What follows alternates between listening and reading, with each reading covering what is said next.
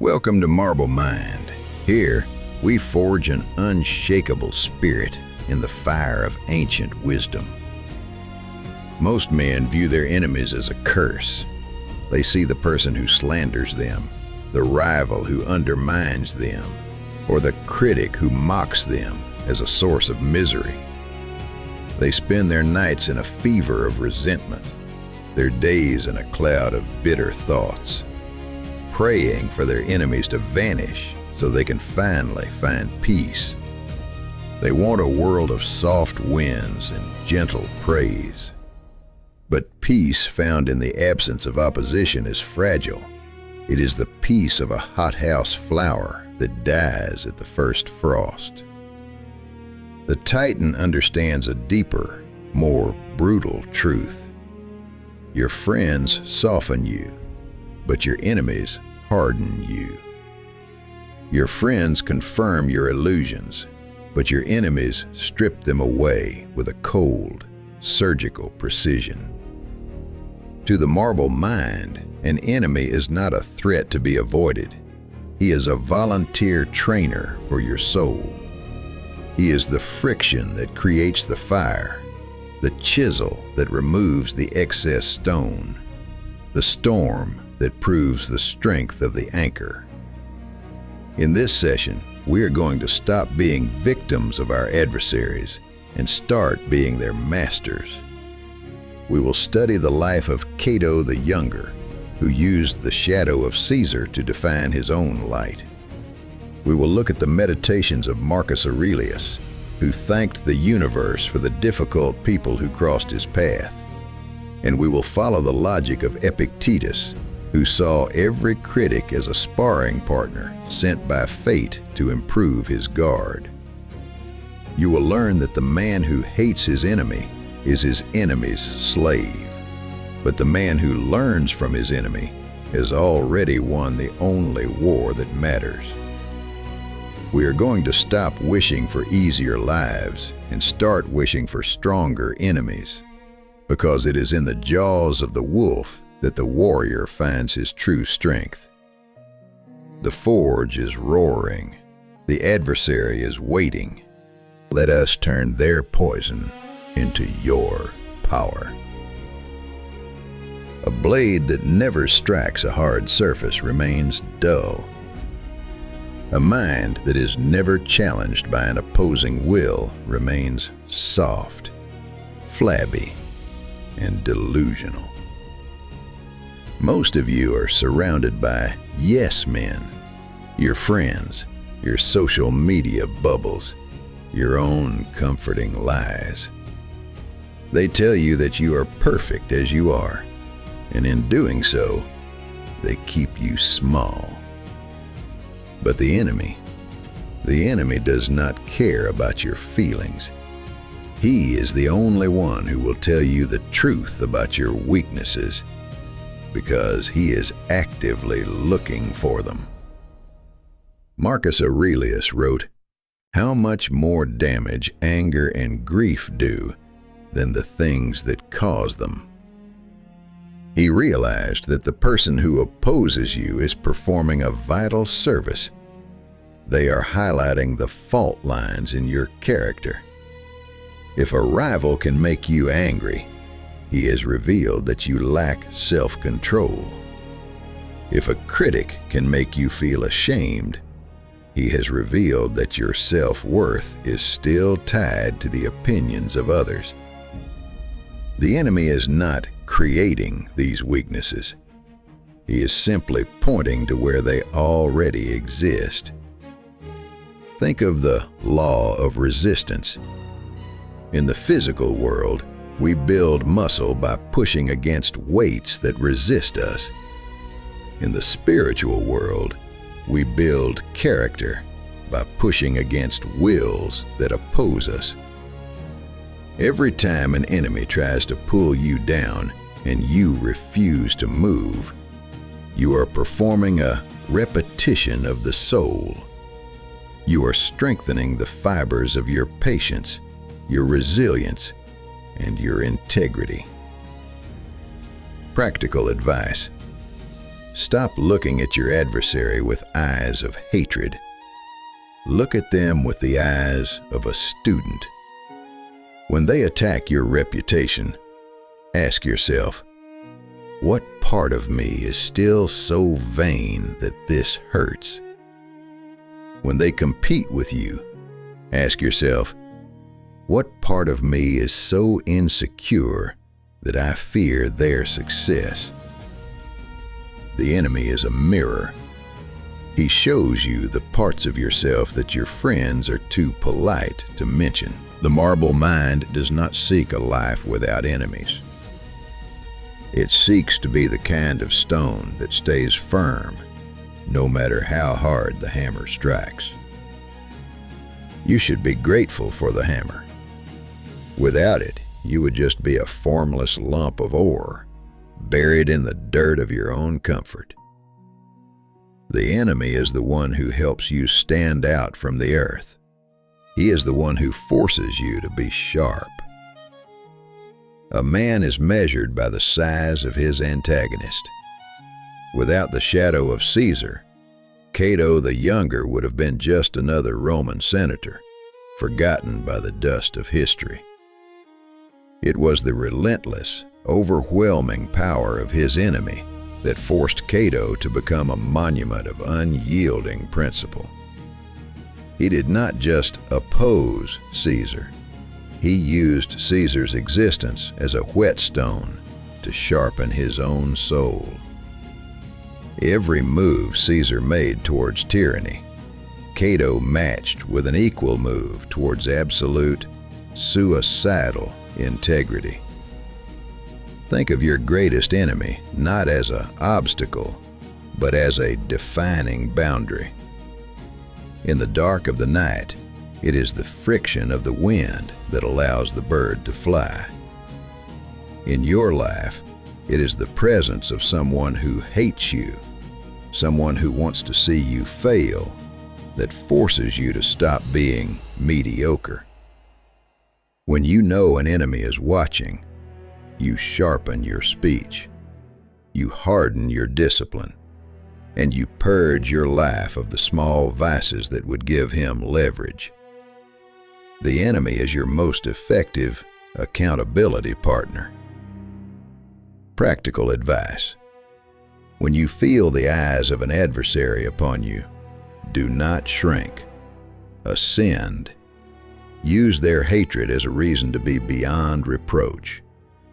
If they call you a liar, be so honest that the world laughs at their claim. If they call you weak, build a strength that becomes a legend. Your enemy sets the bar. Your job is to clear it so decisively that his very existence becomes a testimony to your greatness. Cato thanked the gods for Caesar, because without Caesar, Cato would never have known the limits of his own courage. Most men hear a criticism and immediately reach for their shield. They become defensive. They shout. They explain. They lie. They treat the poison of slander as something to be washed away with more noise. But the Stoic Titan does the opposite. He takes the poison, puts it under a microscope, and asks, "Is there a drop of medicine in this?" Your friends will lie to you to save your feelings, but your enemy will tell you the truth to destroy them. This makes the enemy your most honest consultant. Epictetus taught his students to listen to insults with a clinical detachment.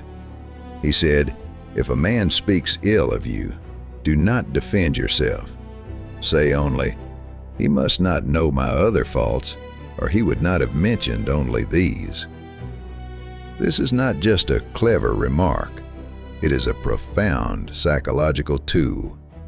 By accepting the possibility that your enemy is right, you strip him of his power to hurt you, and you gain the power to fix yourself. Think of every insult as a free diagnostic report. If someone calls you arrogant, instead of getting angry, sit in the silence and ask, Where is the seed of truth in this? Have I been dismissive of others? Have I allowed my ego to lead? If you find the seed, pull it out and burn it. Your enemy has just done you a service that 1,000 hours of therapy could not achieve. He has pointed out the crack in your armor for free. Practical exercise: the slander sifting. Take the last 3 things an adversary said to hurt you. Write them down. Strip away the insults and the emotion. What is the core observation? If there is truth, embrace it and change. If there is no truth, then his words are just the barking of a dog, and a titan does not turn his head for a dog. In both cases, you have won. Either you have become a better man, or you have proven your own unshakable calm. If this path resonates in your heart, become a part of our brotherhood. Subscribe to Marble Mind. The greatest victory your enemy can achieve is to make you hate him. If you feel hatred, you have lost your sovereignty. You have allowed his poison to enter your bloodstream and cloud your reason. Hatred is a heavy chain that binds you to the very person you despise. It makes you predictable, reactive, and weak. The stoic titan fights his battles, but he does so with the cold clarity of a surgeon, not the hot rage of a beast. Marcus Aurelius looked at his enemies, the usurper Avidius Cassius and the Germanic tribes, and he did not see monsters. He saw human beings who were misguided. He wrote, "To feel affection for people, even when they make mistakes, is unique to human beings. You can do it if you simply remember that they are human beings, and that they do it out of ignorance and against their will. When you realize that your enemy is simply a man following a flawed map of reality, your anger vanishes. You stop seeing a villain and start seeing a blind man stumbling into you." Practice clinical separation. Disconnect the harm from the intent. Your rival tries to steal your position?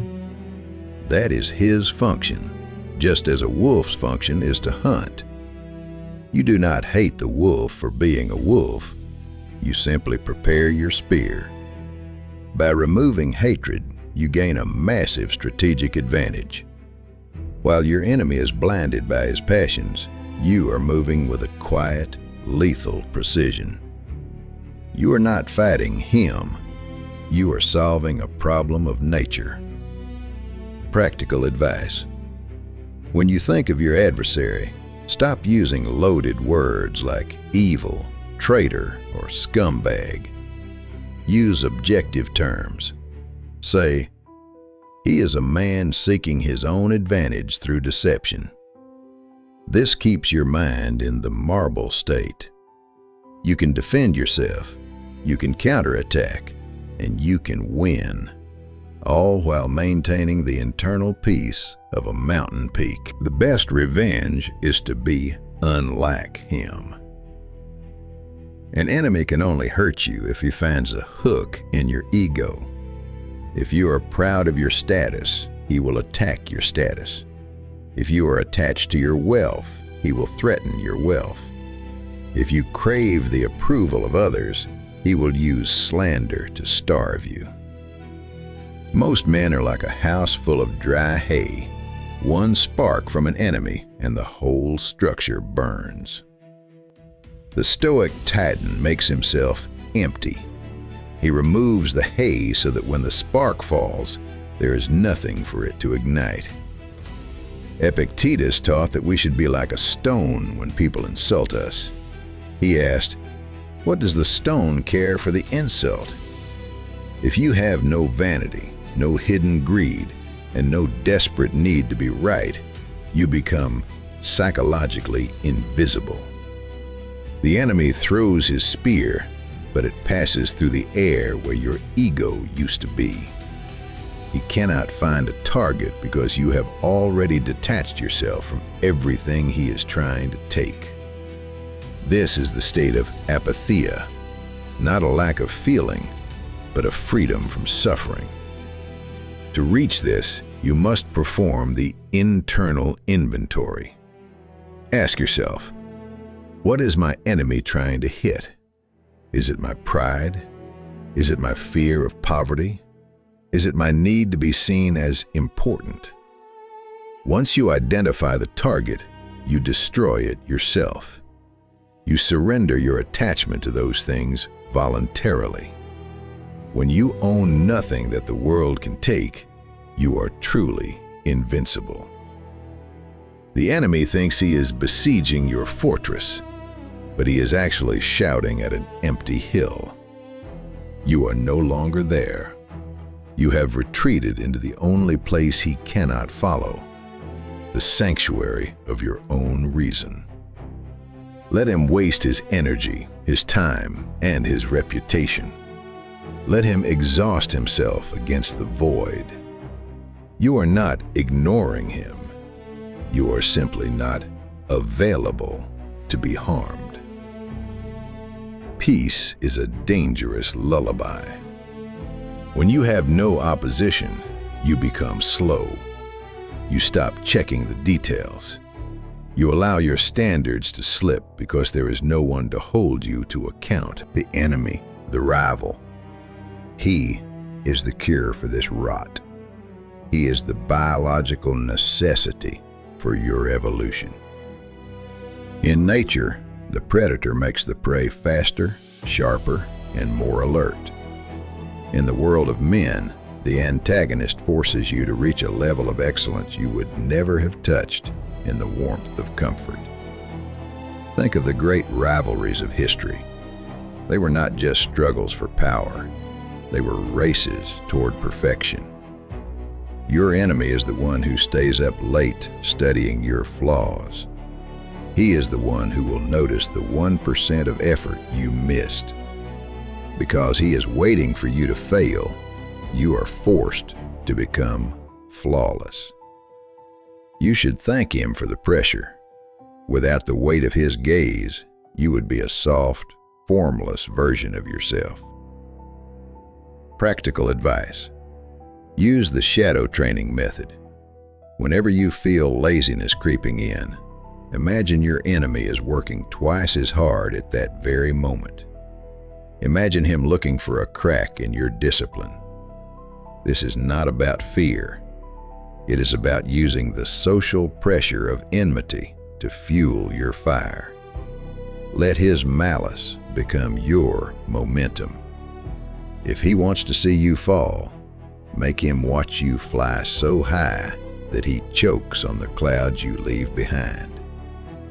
Excellence is the only revenge that doesn't leave a scar on your own soul.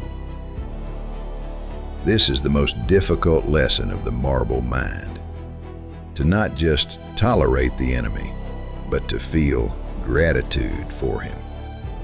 The Stoic does not see the world in terms of good luck and bad luck. He sees everything as fuel. A man who hates you is a man who is spending his limited life force to provide you with a challenge. He is sacrificing his own peace of mind to give you a chance to practice virtue. He is a volunteer in your personal temple of growth. Marcus Aurelius looked at the betrayals in his life and thanked the universe for the opportunity to show mercy. He thanked the difficult senators for the opportunity to practice patience. He realized that a virtue that has never been tested is just a theory.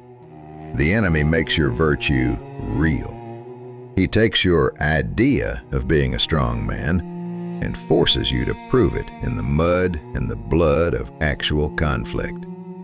Without him, you would be a philosopher of the armchair. With him, you are a warrior of the spirit. Practice the blessing of the adversary. Tonight, in the silence of your room, Think of the person who has caused you the most pain. Instead of wishing for their downfall, recognize the strength you have gained because of their pressure. Have you become more resilient, more cautious, more self-reliant? If the answer is yes, then they have given you a gift you could not have bought with gold.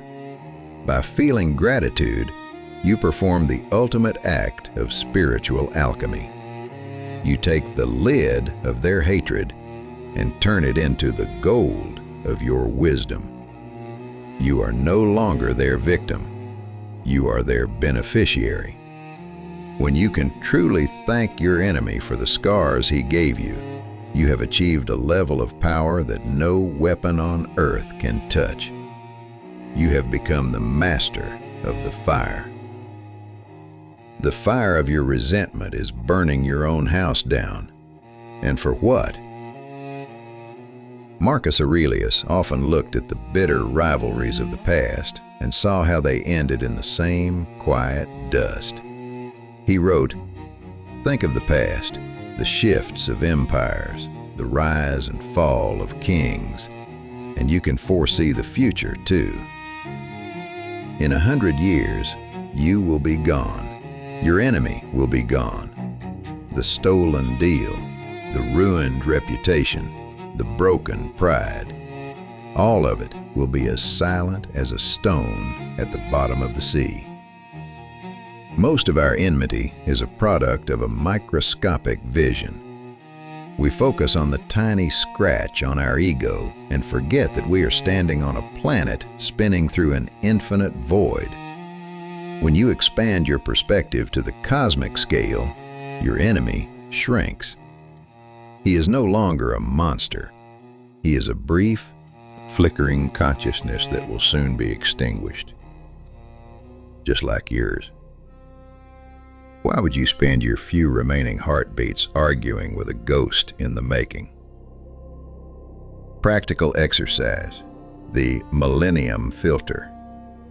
When an enemy provokes you, project yourself 1,000 years into the future. Look back at this conflict. Can you even see it? Does it have any weight? If it won't matter in a century, it doesn't matter now. By realizing the transience of the struggle, you drain the enemy of his power to agitate you. You move from the moment of rage to the eternity of peace. Your thought is important. Leave a short but meaningful comment under this video. Let it be your seal on today's lesson. Your enemy can only hurt you because you have left your value in a place where he can reach it. If your happiness depends on your bank account, he can rob you. If it depends on your status, he can slander you. If it depends on your comfort, he can harass you.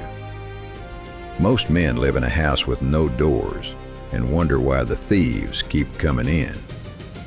To be a titan, you must move your citadel to the only place that is impregnable, your own character. Epictetus taught that the only thing that truly belongs to you is your prohairesis, your faculty of choice. Your enemy can take your money. He can throw your body in prison. He can even take your life. But he cannot make you choose a vice. He cannot force you to be dishonest. He cannot force you to be cruel. And he cannot force you to be a coward. Unless you give him your consent, he is powerless over the real you. This is the art of target displacement. When an enemy attacks, let him hit the shadow. Let him hit your bank account. Let him hit your title. Let him hit your public image. Those are just clothes. You, the sovereign, are located deep within the fortress of your own principles.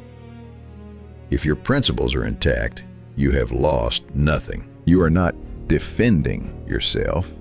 You are simply realizing that the part of you he is attacking is not you at all. Practical advice. Perform a hardness audit. What are you afraid of losing to an enemy?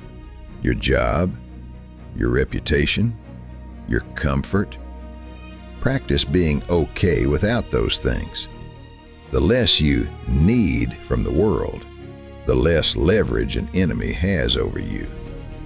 A man who wants nothing from his adversary is a man who has already won. He becomes a ghost that the enemy's sword cannot touch. You are not fighting a war. You are becoming the atmosphere. The final and most lethal blow you can deal to an enemy is not to strike him back, but to become completely unlike him. Marcus Aurelius said it with a simplicity that cuts like a diamond. The best revenge is to be unlike him who performed the injury. When you respond to cruelty with cruelty, to lies with lies, or to pettiness with pettiness, you have not defeated your enemy. You have become his twin. You have allowed his character to overwrite yours. To be a titan of the marble mind is to achieve a state of total divergence. While the enemy is consumed by the fire of his own malice, you remain cool as the stone. While he is obsessed with the past, you are building the future. Your excellence should be so vast, your peace so deep, and your character so refined that the version of you he hated no longer exists. You have evolved beyond his reach. He is throwing stones at a mountain that has moved to another continent. This is the execution of enmity. You do not kill a man, you kill the relationship of conflict.